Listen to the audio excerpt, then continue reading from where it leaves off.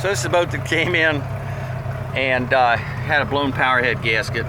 So he pulled the power head, put a power head gasket on there, and that was really all that was for us to do, is fix the power head gasket, so we did. And then he took it out and it didn't run right. So there's a fuel sample. Fuel's nice, clean, clear. Here's a fuel line. And as you can see, it's obstructed right there. So that's the old fuel line. If you cut it off, you'll find the liner's gone inside of it. Pulled the spark plugs, did a compression test. Compression test was good. So we had a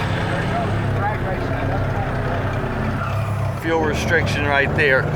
Plus, if you look right there, that's probably a fuel restriction. That line is really wimpy, and so I think it bent over itself and probably restricted it right there for a fuel line. But plugs, that's two that are washed, one that's got some carbon on it. That one's washed, and that one's dry carbon, so that one probably was not getting any fuel. So spark check was good. Number one is intermittent. Or number two, I'm sorry. Number two. That looks like number two is intermittent.